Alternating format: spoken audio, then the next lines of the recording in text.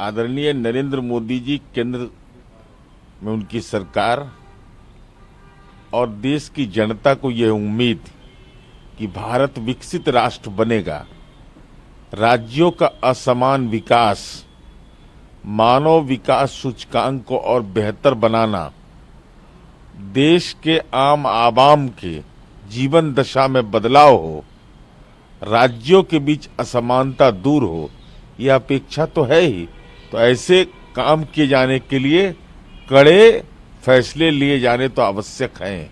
निर्मला सीतारमण ने कांग्रेस पर अटैक करते कहा कि एक ऐसी पार्टी है जो परिवार को पहले रखती है। कि परिवारवाद एक ऐसा मुद्दा है जो देश की राजनीति को में राजनीतिक कार्यकर्ताओं की हकमारी करता है।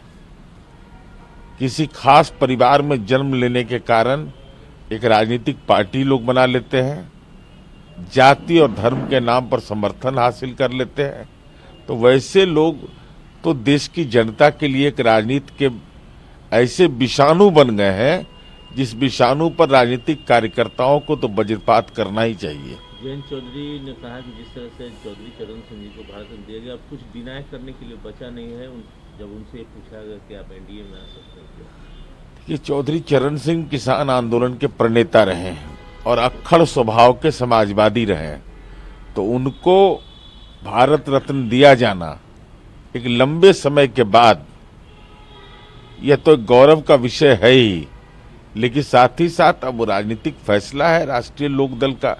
जयंत चौधरी जी उनके परिजन हैं, अब वो फैसला एनडीए में शामिल होने का लेते हैं तो निश्चित रूप से यह एक स्वागत योग्य कदम होगा। बाल ठाकरे को मांग उठ रही है कि बाल ठाकरे को वीर सावरकर को भी दिया जाए। स्वाभाविक है, हर लोग इस देश के हर कोने में जिन लोगों ने इस देश के निर्माण में योगदान दिया है, मांग तो उठेगी, लेकिन अब केंद्र सरकार को फैसला लेना है।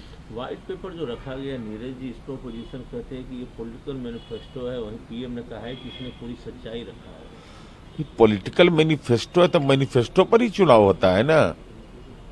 तो व्हाइट पेपर में सरकार के किए गए कामकाज, आपने तो यह कहा था कि हम ब्लैक पेपर जारी करेंगे, तो जनता व्हाइट पेपर और ब्लैक पेपर के बीच का जो अंतर होगा तो 2024 में जनता तय करेगी।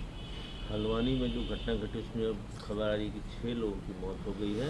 तौकीर रजा ने भी कुछ बरेली में बातें ऐसी कही जिससे हंगामा हो रहा है। देखिए, समान नागरिक संहिता देवभूमि उत्तराखंड में लागू हुआ, उसके बाद हल्द्वानी में अब हिंसा की घटना हुई, तो निश्चित रूप से ये चिंता का विषय है।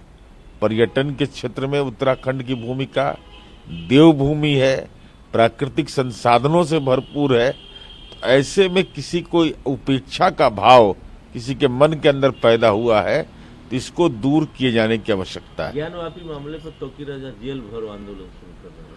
अब वो तो उन्माद का आंदोलन करने का किसी को अधिकार, जब न्यायपालिका ने हस्तक्षेप कर दिया है तो न्यायपालिका पर भरोसा रखना चाहिए। पूरे देश की नजर 12 तारीख को है, बिहार में फ्लोर टेस्ट होने जा रहा है। एक सामान्य प्रक्रिया है। 12 तारीख को फ्लोर टेस्ट जो होगा वह बिहार में जो लोग दावा ये कर रहे हैं कि खेला होगा, मेला लगेगा।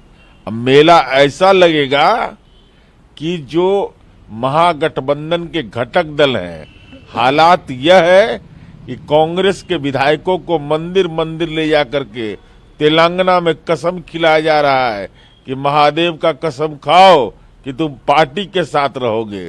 राष्ट्रीय जनता दल के विधायक, मीडिया में रिपोर्ट आ रही है कि लापता पाए जा रहे हैं, स्विच ऑफ है।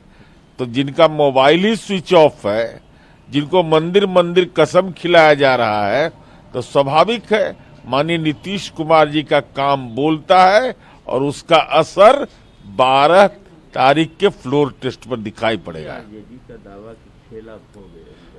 खेला तो होगा ही, मेला लगेगा जब उनके दल के विधायक का मोबाइल स्विच ऑफ, उनके नेता के ट्रैक से बाहर, कांग्रेस के विधायकों को मंदिर में कसम खिलाया जा रहा है, तेलंगाना के मंदिर में धोती पहना करके घुमाया जा रहा है तब तो चुट्टा कमंडल लेकर के लोग आवे विधानसभा ना, क्योंकि मंदिर में कसम खाए हैं तो कसम कहाँ पूरा करना है।